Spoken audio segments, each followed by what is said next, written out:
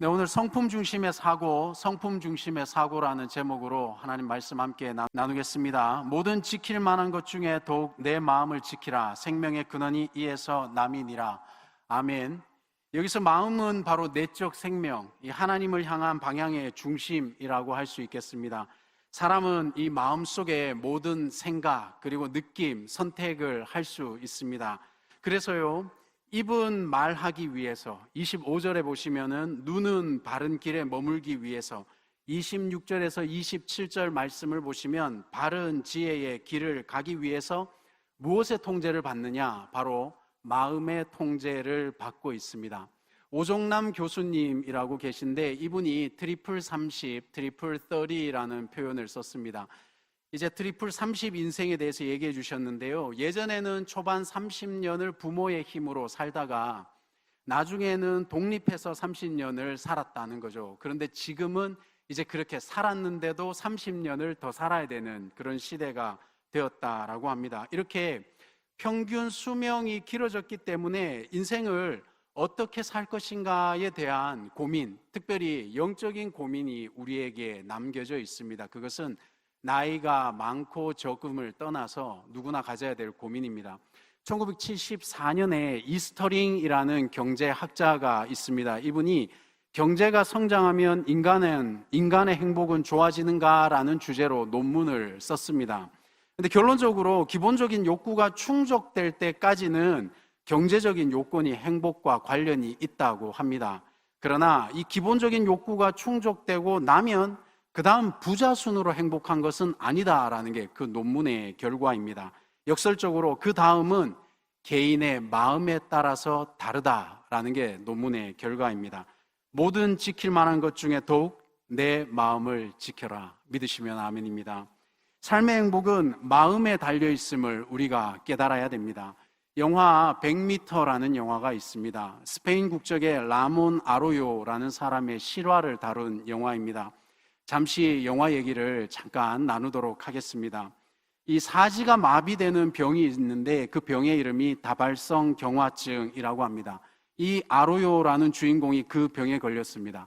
이 병에 걸리면요 1년 이내에 100m도 걷지 못한다라고 해서 이 영화 제목이 100m입니다.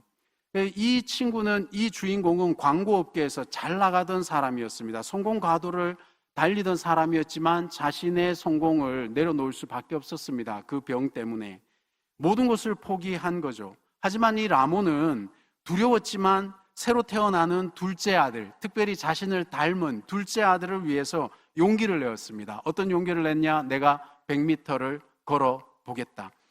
너무 힘들게 한 발 한 발 내디뎠는데 성공을 했습니다. 그런데 우연히 이 성공을 하고 난 어느 날 헬스장에 갔는데 거기에 붙은 철인 3종 경기 포스터를 보게 되었습니다. 그 대회의 이름은 아이언맨 대회. 그 포스터를 보고 난 다음에 이 주인공은 누가 기억이 났냐 하면 아이언맨을 너무나 좋아하는 첫째 아들이 생각이 난 겁니다. 그래서 이 대회에, 철인 3종 경기 대회에 출전하겠다라고 아빠가 결심을 했습니다. 집안이 난리가 났습니다. 아빠가 아이언맨 대회에 나간대. 가족들이 환호하고 난리가 난 거죠. 이 대회는요 17시간 안에 들어오지 못하면 실격이 되는 대회입니다. 라몬 아로요는요 곧 몸이 마비될 것 같았지만 죽을 힘을 다해서 수영, 사이클, 마라톤까지 달리고 쓰러지며 마침내 경기 종료 직전 몇 분 전에 경기를 완수했습니다. 그 대회가 끝나고 난 다음에 3년이 지났습니다. 그런데 라몬은, 보통 영화는 그렇지 않습니까? 해피엔딩으로 끝나야 되잖아요. 그런데 3년 후에 다시 병이 재발했습니다.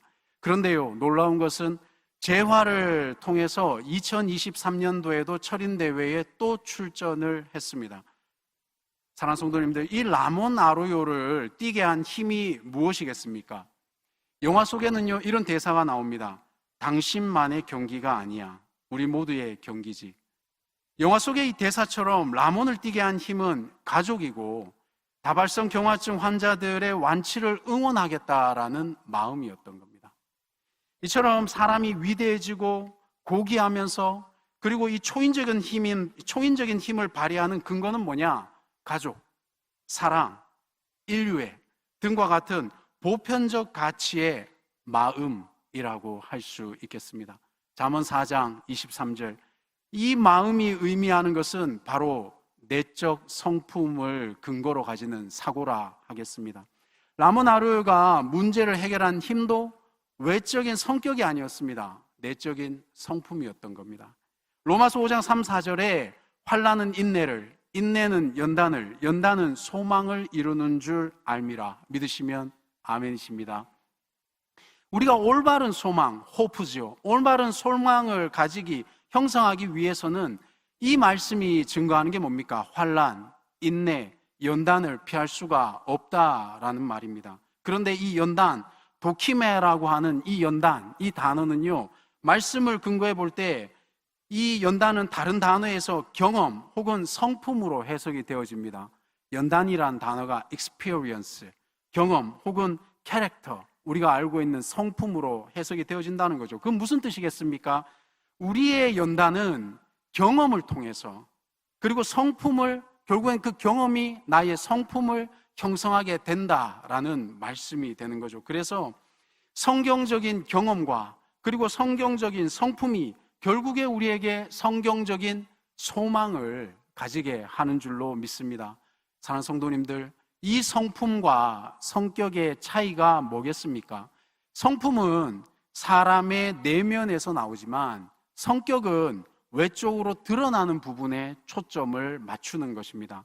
성격을 헬라어로 페르소나라고 표현을 합니다. 너무 유명한 단어죠. 페르소나, 가면을 얘기를 하는 겁니다.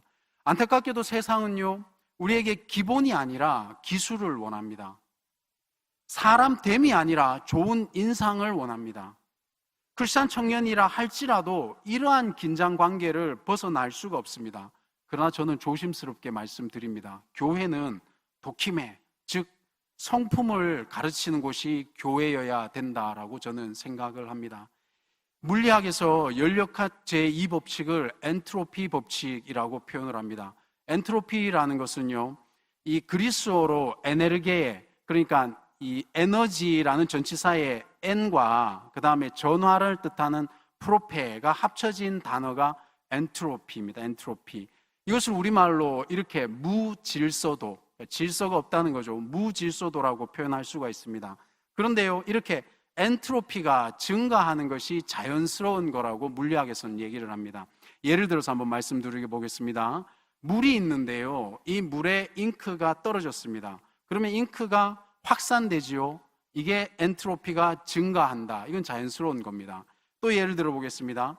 우리 여기에도 지금 청소년들이 없군요. 네, 청소년들과 같은 친구들이 계실 텐데 어머니 아버지들은 그런 경험을 겪어봤을 겁니다. 청소년의 방은 가만히 두면 쓰레기가 증가하고 무질서도가 증가하죠. 이를 엔트로피가 증가한다, 이렇게 표현을 합니다. 이게 자연스러운 건데 여기에 엄마가 개입을 합니다. 그러면 엔트로피가 감소합니다. 그러면 어떤 결과가 일어납니까? 방은 깨끗해집니다. 하지만 청소년의 긴장은 증가합니다. 그리고 또 죄 없는 아빠도 긴장하게 됩니다. 그런데 이 사회학적으로는 엔트로피가 낮은 사회가 결국에는 문명이 발달한 사회다, 이렇게 표현을 합니다. 그러니까 청소년들의 더러운 방은 문명이 낮은 자연 친화적인 상태다, 이렇게 보시면은 이해하기 쉬울 겁니다. 하나의 또 예를 들어 볼까요? 어른분들이 흔히 요즘 청년들의 정신 상태를 걱정하시는데 정신 상태가 문제가 아닙니다. 개인의 성장 속도가 문명의 성장 속도를 따라가지 못하는 것이 사회 문제를 일으킬 수 있게 되는 겁니다. 그래서 개인이 이 문명의 속도를 따라가지 못하면 결국에 문명의 노예가 된다는 사실을 기억해야 됩니다. 이것을 따라가는 과정 속에서 우리에게 무엇이 생깁니까? 스트레스가 생기게 됩니다. 대부분의 사람들은요, 이런 스트레스를 원하지 않습니다. 그래서 스트레스가 없는 어떤 상황에 놓이기를 대부분은 원합니다. 하지만 뇌과학에서 얘기를 할 때요, 우리의 뇌는 이 순간에 걱정과 불안이라는 것이 우리 생각 속에 들어오게 만든다라고 합니다. 예를 들어 보겠습니다. 우리가 여행을 떠날 때는 어떻습니까? 행복하죠. 그런데 돌아오는 날이 되어 갈수록 마음속에는 걱정과 불안과 불편함이 시작하게 되는 겁니다. 또 똑같은 증상이 공부를 하려고 책상에 앉았습니다. 그러면 어느 순간 우리는 유튜브를 켜고 스트레스가 없는 몰입 상태에 들어가 있는 우리 모습을 보게 되는 겁니다. 이게 실제로는 본능입니다. 걱정을 안 하려 해도 지금 이 순간이 불안하니까 그것을 빠져나오려고 다른 자극을 기대하는 것, 이게 본능이라는 거죠. 그런데 사랑하는 우리 여디디아 여러분, 성공하는 사람들은 이러한 우리의 본능 상태를 거스르는 사람들입니다. 성경은 이에 대해서 잘 말씀해 주고 계십니다. 한번 들어보시겠습니까? 잠언 6장 6절 말씀에 게으른 자여 개미에게 가서 그가 하는 것을 보고 지혜를 얻어라.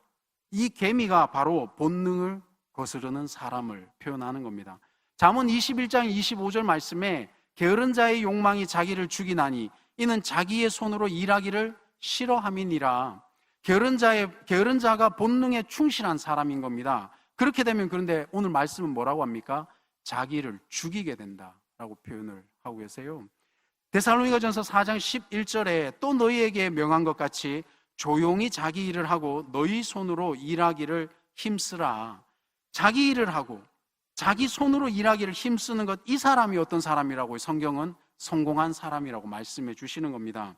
곧 본능을 거스르는 사람, 이 사람이 성공하는 사람입니다.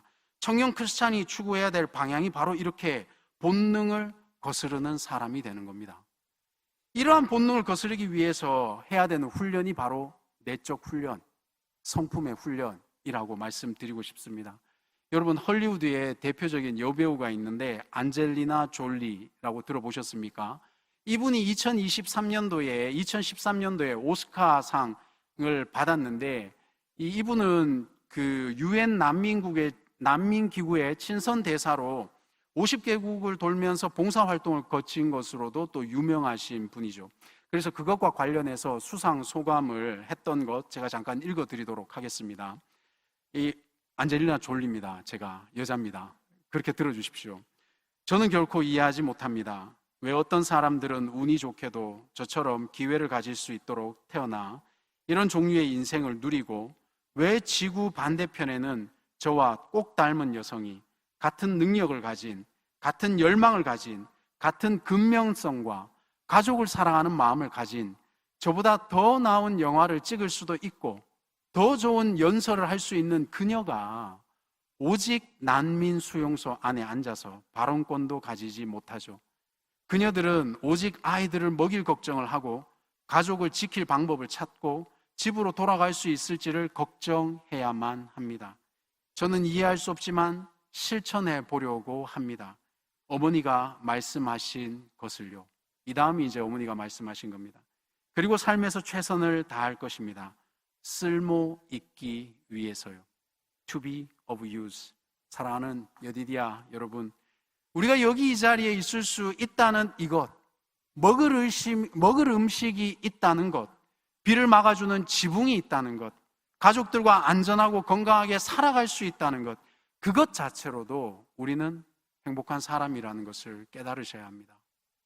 가족들과 우리의 삶을 더욱 행복하게 만드는 것은 지금 안젤리나 졸리가 말한 것처럼 의미 없는 인생이 아니라 쓸모 있는 인생을 살 때 가능하다라는 것을 깨달으시기를 부탁드립니다.